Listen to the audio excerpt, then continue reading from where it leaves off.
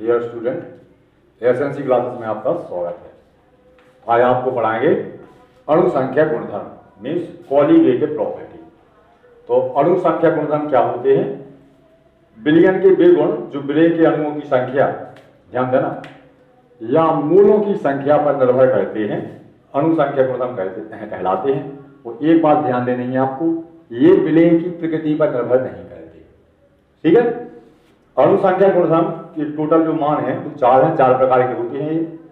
पहला है वाष्प दाब में अपेक्षित अवनमन, जिसको हम बोलते हैं relative logic of vapour pressure, जो आप पढ़ चुके हैं पिछले वीडियो में, जिसको अपन बोलते थे क्या, राउट का नियम। दूसरा है इसमें क्वथनांक में उन्नयन, जिसे हम बोलते हैं एलिवेशन इन बॉइलिंग पॉइंट। हिमांक में अवनमन, डिप्रेशन इन फ्रीजिंग पॉइंट। और पराशरण दाब माने ऑस्मोटिक प्रेशर। ये चार गुण हैं जो विलेय के अणुओं की संख्या या कणों की संख्या मीन्स नंबर ऑफ पार्टिकल्स और number of moles per depend करती है। सॉल्यूशन में नंबर ऑफ पार्टिकल्स या number of moles per depend करते हैं, अणु संख्या गुणधर्म कहलाते हैं। इतना सा ही इसका आंसर है। क्वेश्चन बनेगा अणु संख्या गुणधर्म क्या है, तो आपको इतना आंसर लिखना है और इनके चार प्रकार लिखना है, जिसमें से वाष्प दाब में आपेक्षिक अवनमन हमने आपको पहले करा दिया था पिछले वीडियो में, जिसका फॉर्मूला है XB इक्वल टू, ये हमने ज्ञात किया था, P degree minus PA upon P degree. इसे बोलते हैं वाष्प दाब में आपेक्षिक अवनमन। अब हम अगले वीडियो में पढ़ाएंगे आपको क्वथनांक में उन्नयन, हिमांक में अवनमन और पराशरण दाब। तो इसके पहले तो हम आपको ये बताएंगे कि आखिर ये चारों जो गुणधर्म हैं इन्हें हम अणु संख्या गुणधर्म क्यों कहते हैं। तो देखें आप, हमने पढ़ा था वाष्प दाब में अवनमन, तो हमने बताया था आपको कि यदि आप शुद्ध जल लें, क्या लें, शुद्ध जल, और शुद्ध जल का वाष्प दाब P डिग्री A हो, हमने पढ़ाया था आपको। और यदि इस शुद्ध जल में आप क्या मिला दें, अवाष्पशील विलेय मिला दें, PA मिला दें, तो आप अवाष्पशील विलेय मिलाएंगे तो वो विलेय कैसा होगा, वो विलेय होगा ठोस। ठीक है, ठोस विलेय को बोलते हैं हम क्या, अवाष्पशील विलेय।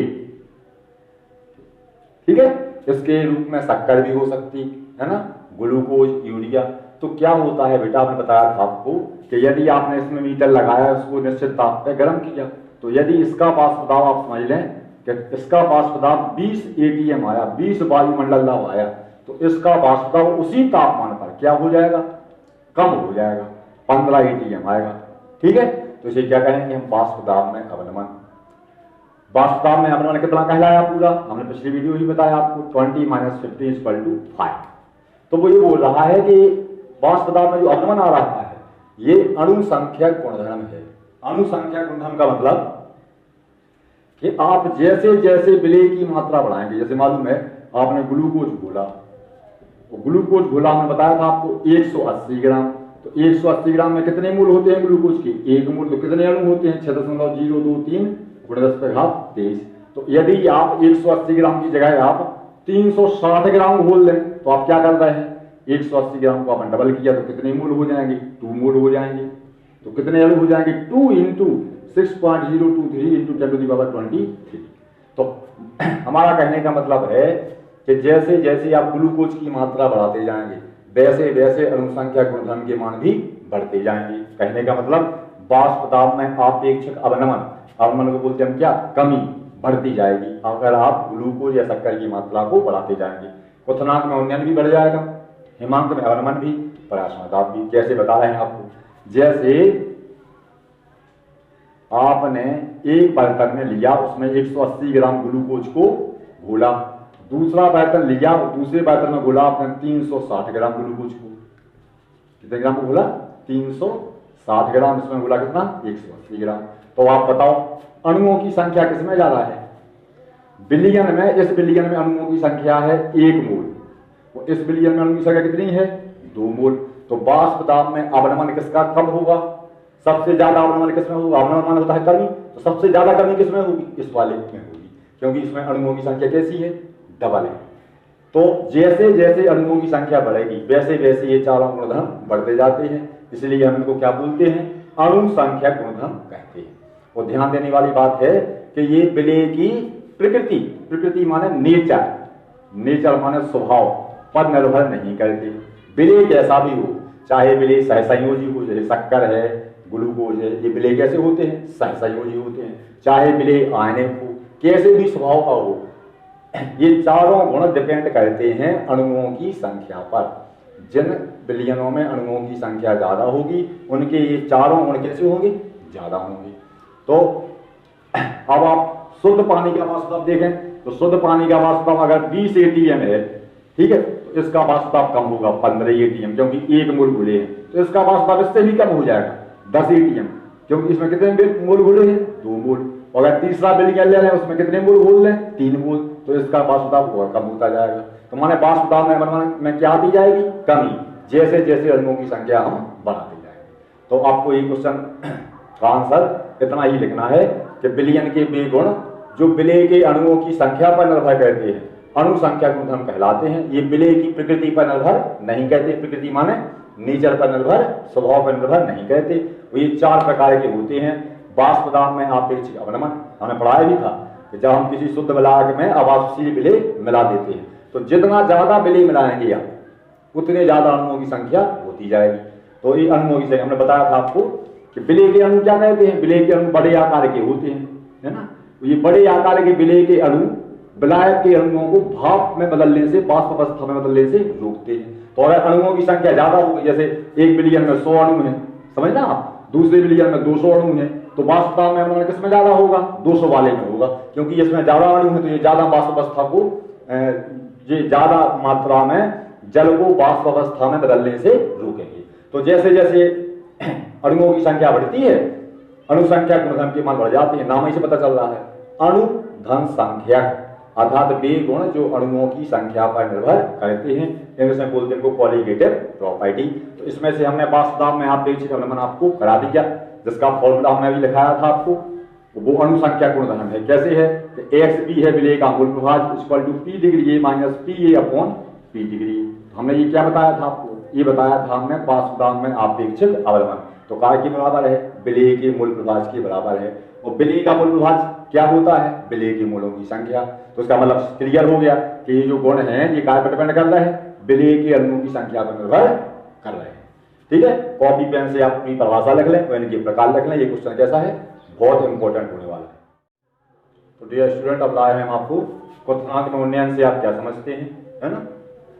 और इसके लिए व्यंजक उत्पन्न कीजिए। छोटा सा व्यंजक है, तो ये काफी इंपॉर्टेंट क्वेश्चन है, ये भी आता है।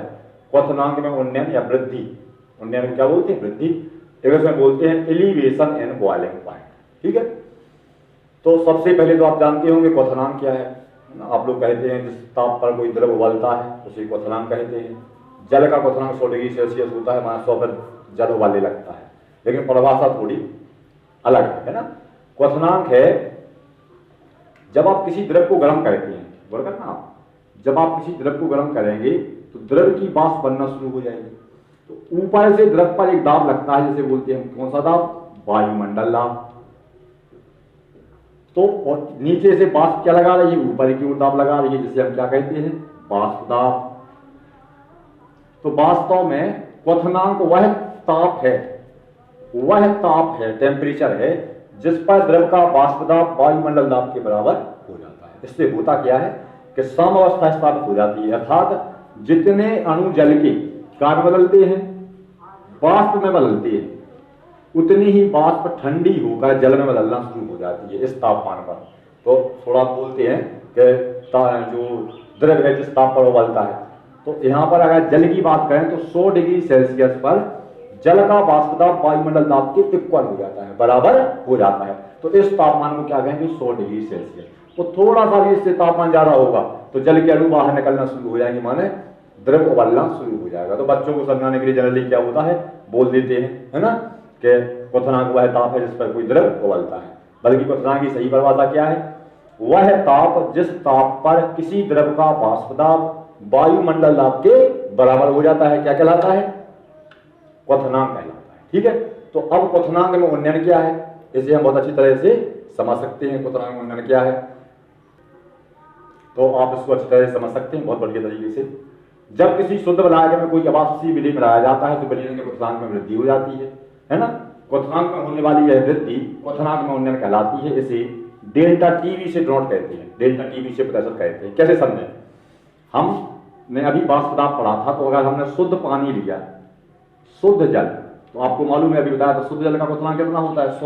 100 से थोड़ा ज्यादा होगा, ये बॉयल होना शुरू हो जाएगा, उबलना शुरू हो जाएगा, काय बदलने लगेगा? भाप में। तो ये वाष्प अवस्था में मतलब मान लो 100 डिग्री सेल्सियस, ठीक है। तो ये शुद्ध जल हो गया। अब यदि हमने शुद्ध जल में कोई अवाष्पशील विलेय मिलाया, सपोज करें कि ये इसमें जल है और जल के साथ में आपने ग्लूकोज मिला दिया या आपने यूरिया मिला दिया, कुछ भी मिला दिया, अवाष्पशील विलेय, ठोस मिला दिया, ठीक है। तो जब आप इसको उबालेंगे तो ये 100 की जगह थोड़ी ज्यादा तापमान पे उबलेगा। क्या ऐसा होगा? बिल्कुल होगा। हमने क्योंकि बताया था आपको, शुद्ध जल में विलेय नहीं है और इसमें जल में क्या है? विलेय है। कौन सा? यूरिया। तो हमने अभी बताया था आपको, यूरिया के अणु बड़े बड़े आकार के होते हैं जो जल के अणुओं को वाष्प अवस्था में बदलने से रोकते हैं। तो स्वाभाविक है इसकी वाष्प जल्दी नहीं बनेगी, तो आपको इसमें क्या करना पड़ेगा? टेम्परेचर को इंक्रीज करना पड़ेगा। हमने आपको एक बार उदाहरण बताया था, जैसे आप चाय बना रहे हैं तो चाय उबल रही है, उसी टाइम आप शक्कर ले लें, शक्कर क्या हो गया? अवाष्पशील विलेय, और डाल लें, तो फिर चाय 15-20 सेकंड बाद उबलेगी, क्योंकि हमें थोड़ा तापमान और बढ़ाना पड़ेगा। तो हमने यहाँ क्या किया?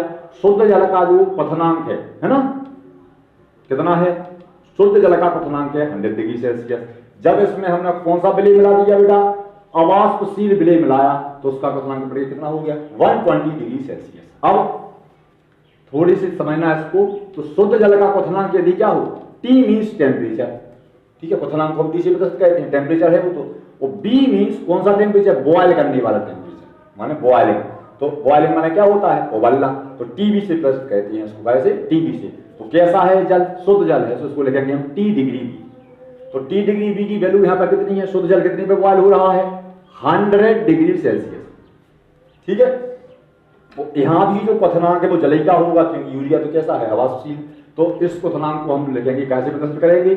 केवल TB से, जैसा आपने लिखा था ना वाष्प दाब को, P डिग्री ये शुद्ध विलायक का वाष्प दाब है ना, और P ये बिलियन में उपस्थित विलायक का वाष्प दाब। तो इसका TB की वैल्यू कितनी हो गई? 120। तो क्वथनांक में उन्नयन निकालें आप, कैसा निकलेगा? तो क्वथनांक में उन्नयन का फॉर्मूला हो जाएगा, क्वथनांक में उन्नयन कितना हो जाएगा बेटा? हम ज्यादा में से कम घटाते, कितना है ये? 120। तो बिलियन का क्वथनांक माइनस शुद्ध विलायक का क्वथनांक, कितने का अंतर आया? 20 का। तो इस 20 के अंतर को क्या बोलेंगे हम? क्वथनांक में उन्नयन बोलेंगे। फॉर्मूला के रूप में कैसे लिखें आप? TB, क्वथनांक उन्नयन क्या हो जाएगा? क्वथनांक उन्नयन को किससे प्रतिशत कहते हैं? देखो हमने बताया आपको, डेल TB से। तो क्या फॉर्मूला बन जाएगा गणितीय रूप में? मैथमेटिकल फॉर्म में क्या बन जाएगा? डेल TB इक्वल टू क्या हो जाएगा? TB minus T degree B।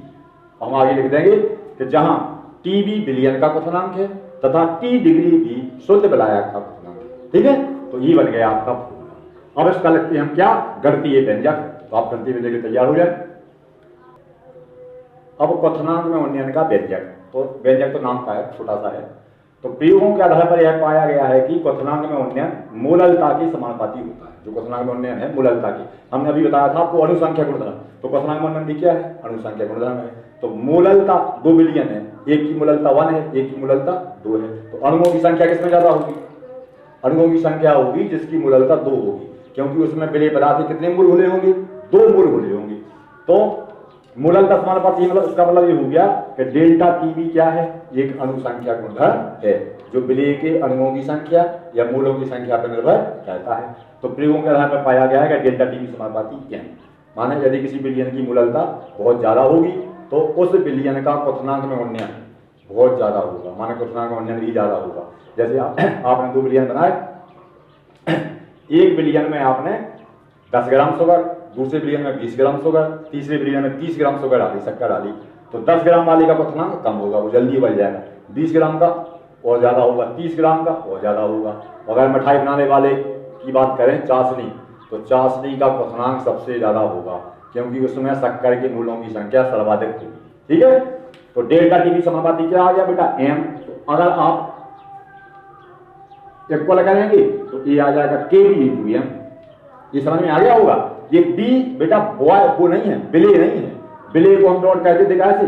Capital B से, है ना। ये स्मॉल बी माने है बॉयल, टी मीन्स टेम्परेचर। ऐसा टेम्परेचर इस पर कोई द्रव क्या होता है, बॉयल होता है। बॉयल माने उबलता है। तो डेल टी क्या हो गया, अंदर निकाला था अभी, तो 120 माइनस 20, तो डेल टी क्या होगा, क्वथनांक में उन्नयन बराबर के बी इंटू एम, जहां एम क्या है, मोललता है। अब के बी क्या है, के बी एक स्थिरांक है जिसका नाम याद किए रहना, इसकी परिभाषा भी हम बता दे रहे हैं आपको, ये पूछी जाती है कभी कभी।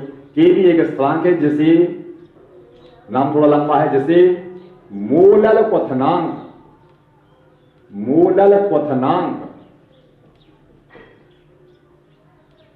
उन्नयन स्थिरांक कहते हैं। मोलल क्वथनांक उन्नयन स्थिरांक कहते हैं। और इसकी परिभाषा आप कैसे ज्ञात करेंगे, तो आप फेस के हिसाब से ज्ञात कर सकते हैं। इसमें यदि किसी कोई विलयन है जिसकी मोललता कितनी है, 1 है, m इक्वल टू 1, तो ऐसी परिस्थिति में क्या हो जाएगा, डेल्टा टीवी इक्वल टू के। माने यदि किसी विलयन की मोललता 1 हो तो ऐसे विलयन का क्वथनांक में उन्नयन मोलल क्वथनांक उन्नयन स्थिरांक कहलाता है। जैसे क्वथनांक में उन्नयन, अगर आपने शक्कर का विलयन लिया, उसकी मोललता कितनी है, 1 है, तो वहां पर हम m की वैल्यू लिख देंगे, 1 रख देंगे। तो शक्कर के विलयन का जो क्वथनांक में उन्नयन निकलेगा, डेल्टा टीवी उपाय के बराबर हो जाएगा, केबी के बराबर हो जाएगा। तो आपको बता रहे हैं हम केबी की परिभाषा, ठीक है। तो देखो बेटा 3 नंबर में कई बार मोलर क्वथनांक उन्नयन स्थिरांक की परिभाषा आती है, जिसे आप अच्छी तरह से बना सकते हो। तो भाषा उसकी 2 प्रकार से भाषा बन जाएगी। एक सिंपल भाषा भी है, इसको बोलते हैं बिब्लियोस्कोपिक कांस्टेंट, ठीक है। तो हम इसकी परिभाषा बना सकते हैं, delta TV equal to KB into M. तो यदि हमने क्या किया, यदि एम इक्वल टू कितना कह दिया, 1, ठीक है, तो उस कंडीशन में क्या हो जाएगा बेटा, डेल टीवी इक्वल टू हो जाएगा केबी। अर्थात आप परिभाषा लिखेंगे, अर्थात ऐसा विलयन जिसकी मोललता 1 हो, है ना, ऐसे विलयन का क्वथनांक में उन्नयन डेल्टा टीवी क्या कहलाता है, मोलल क्वथनांक उन्नयन स्थिरांक कहलाता है।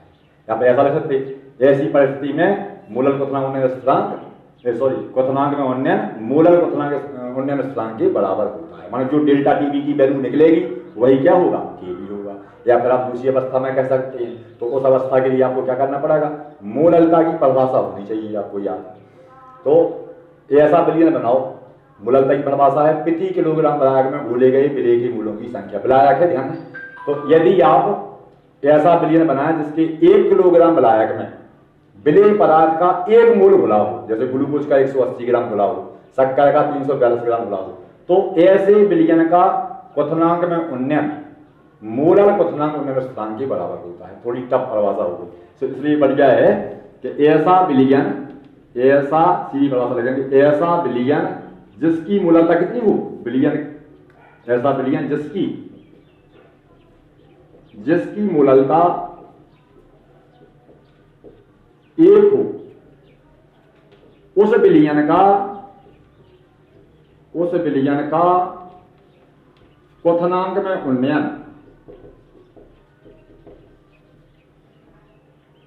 उन्नयन क्या कहलाता है, केबी। आप पूरा लिख देना नाम, मोलल क्वथनांक उन्नयन स्थिरांक केबी कहलाता है, या केबी के बराबर होता है। या फिर ऐसा विलयन बनाओ जिसके विलायक, ऐसा विलयन बनाओ जिसमें विलायक 1 किलोग्राम विलायक में विलेय का 1 मोल घुला होगा, तो ऐसे विलयन का जो क्वथनांक में उन्नयन निकलेगा वो केबी के बराबर होगा। सिंपल सा। अब आप क्या करेंगे कि कई बच्चे बोलते हैं सर क्वथनांक में उन्नयन का ग्राफ बता दो, है ना, तो हम आपको ग्राफ बना के बता रहे हैं। क्वथनांक में उन्नयन के बाद अगर आप चाहें तो ग्राफ रख सकते हैं। जैसे आपने ये लिखा यहाँ पर वाष्प दाब, ये बनाया आपने क्वथनांक, तो ये हो गया बेटा क्या, अपना वाष्प दाब। तो देखो बेटा अगर क्वथनांक में उन्नयन का आपको ग्राफ बनाना है तो ये ग्राफ ऐसा बना लेंगे, इसको हम समझा दे रहे हैं आपको।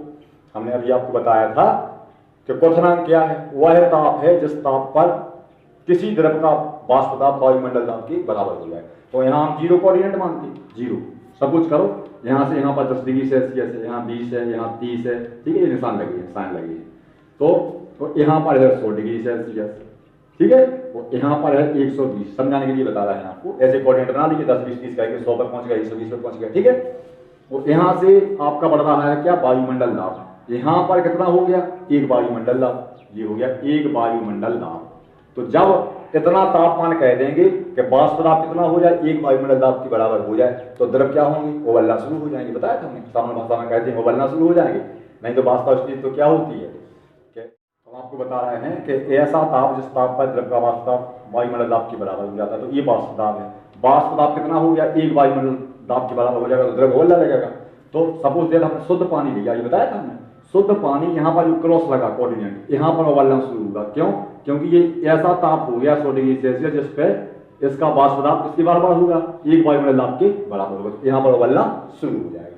तो हमने लिख दिया यहाँ पर 100 डिग्री सेल्सियस, ये हो गया ताप, उसको लिखा 100। तो ये क्या है, शुद्ध विलायक है। शुद्ध विलायक को हम कैसे कहते हैं, शुद्ध के लिए हम क्या कहते हैं, डिग्री लगा देते, T degree D, boiling of temperature कौन से कंपोनेंट का, सॉल्वेंट का, ठीक है, तो टी डिग्री बी। और यदि बिलियन का क्वथनांक कितना हो, अब देखना बिलियन है बी, ठीक है, बिलियन बी आगे जाकर इस क्रॉस पर मिलता है, इस क्रॉस पर इसका टेम्परेचर माने तापमान वायुमंडल दाब के बराबर हो जाता है। तो इसे हम प्रदर्शित करेंगे कैसे, टी से।